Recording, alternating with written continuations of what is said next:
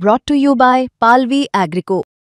पालवी ॲग्रिको, भारताचा पहिला AI तंत्रज्ञानावर आधारित B2B आणि B2C ई-कॉमर्स प्लॅटफॉर्म। शेतीसाठी जे काही लागणार थेट तुमच्या बांधावर पोहोचणार, मोबाईलच्या एका क्लिकवर।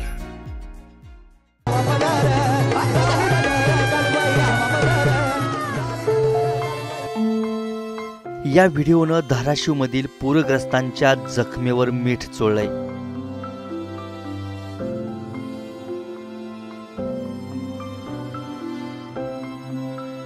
पुरामुळे धाराशिव जिल्ह्यातील अनेक गावांमध्ये अजूनही परिस्थिती पूर्वपदावर आलेली नाही। नागरिकांचा जीवन मरणाचा संघर्ष सुरू आहे आणि दुसरीकडे जिल्हाधिकारी आणि उपजिल्हाधिकारी मात्र नाच गाण्यात दंग आहेत।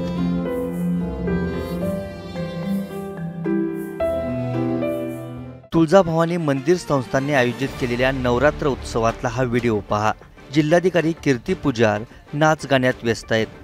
जिल्हाधिकारी आपल्या पत्नीसह डान्स करत असताना उपजिल्हाधिकारी शोभा जाधव सुद्धा गाण्यावर थिरकताना दिसतायत।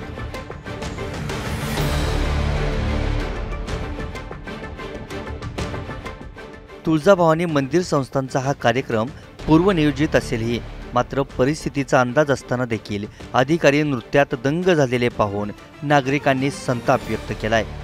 याबाबत मुंबई तकने बाजू जाणून घेण्यासाठी फोन केला असता जिल्हाधिकारी कीर्ती पुजार काय म्हणाले ते पहा। हां सर, गणेश जाधव बोलतोय मुंबई तक चॅनल मधून।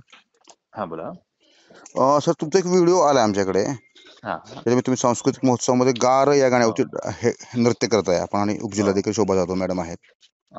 जिल्हा संकटात आहे पूर्ण आणि आपण डान्स करताय, अशाच तो व्हिडिओ आहे। त्याच्यावरती आपली प्रतिक्रिया काय त्याच्यामध्ये? नाही, मी देतो ना, इथे देतो, एक ऑफिशियल प्रतिक्रिया देतो। नाही, आता सांगितलं बरोबर होईल आम्हाला, म्हणजे फोनवरती घेतो तुमची आम्ही। नाही, त्यात मी देतो ना, आम्ही देतो, ऑफिशियल देतो तुम्हाला। इतकी जर भीषण परिस्थिती असेल, इतकी जर दाहकता असेल, तर आपण प्रशासनाचे प्रमुख म्हणून, जिल्हाधिकारी म्हणून, आम्ही लोकप्रतिनिधी म्हणून मला वाटतंय कुठेतरी संवेदनशीलपणा दाखवायला पाहिजेच ना, तो असलाच पाहिजे ना। अशा पद्धतीनं आपण इकडे जायचं, त्यांचे अश्रू पुसायचे आणि दुसऱ्या बाजूला जाऊन जर अशा पद्धतीचं वर्तन होत असेल तर ते दुर्दैवी आहे।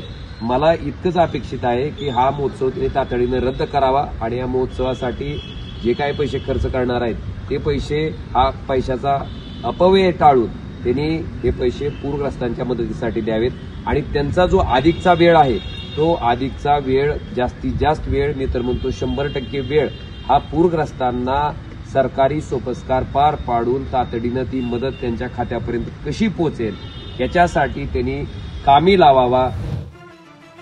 धाराशिव जिल्हा प्रशासनाच्या प्राथमिक अंदाजानुसार जिल्ह्यातील 2,26,706 हेक्टरवरील पिकं आणि फळबागांना अतिवृष्टीचा फटका बसलाय।